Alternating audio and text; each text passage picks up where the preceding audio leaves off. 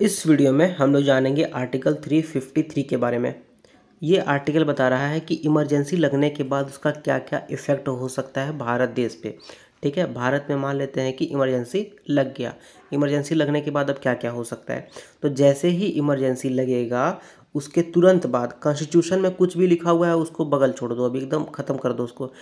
तो उसको बगल छोड़ने के बाद जो यूनियन का एग्जीक्यूटिव पावर है, मतलब जितना भी आईएएस आईएफएस वगैरह वगैरह जो यूनियन के लिए काम कर रहे हैं, जो केंद्र सरकार के लिए मशीनरी काम कर रहा है, एडमिनिस्ट्रेटिव मशीनरी जो काम कर रहा है, वो अब राज्य को डायरेक्शन दे सकेगा, ये बता सकेगा कि आपको क्या करना चाहिए और आपको क्या नहीं करना चाहिए। जहाँ तक कि एग्जीक्यूटिव का मामला है, मतलब कि एडमिनिस्ट्रेशन में एक तरह से यूनियन गवर्नमेंट का अपर हैंड हो गया। अब यूनियन गवर्नमेंट किसी भी राज्य सरकार को ये बता सकती है कि आपको क्या करना चाहिए, क्या नहीं करना चाहिए, कौन सा स्कीम फॉलो करो, कौन सा ये करो वो करो, ये सब बताया जा सकता है। ठीक है, उसके बाद पार्लियामेंट के पास अब पावर बढ़ गया। पार्लियामेंट जो है वो ऐसा कानून बना सकती है जो कि किसी भी तरह से किसी को या तो ड्यूटी लगाना हो, किसी को ड्यूटी इम्पोज करना हो, या फिर कहीं पर किसी को पावर देना हो जिसके कारण वो ड्यूटीज़ इम्पोज कर सकता है, जैसे कि टैक्स वगैरह बने।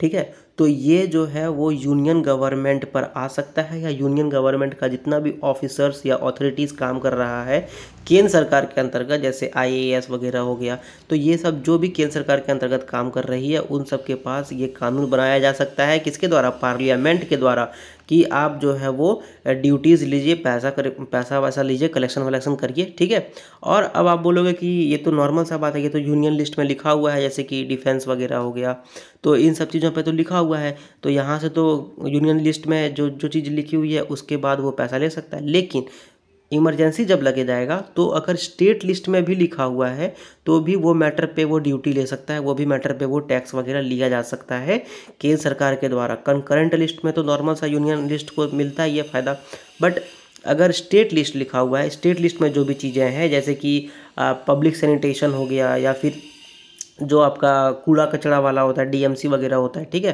म्युनिसिपल कॉरपोरेशन वगैरह होता है, तो उन सब चीज़ों से भी ड्यूटीज़ टैक्सेस लिया जा सकता है केंद्र सरकार के द्वारा। ठीक है, अब मान लेते हैं कि पूरा भारत में, जो पूरा भारत है उसमें इमरजेंसी नहीं लग करके बस किसी पार्ट में लगा हुआ है। ठीक है, मान लेते हैं जैसे बिहार में लगा हुआ है इमरजेंसी, तो बिहार में जैसे ही इमरजेंसी लगा हुआ है तो क्या होगा। ठीक है, उसके बाद क्या हो सकता है।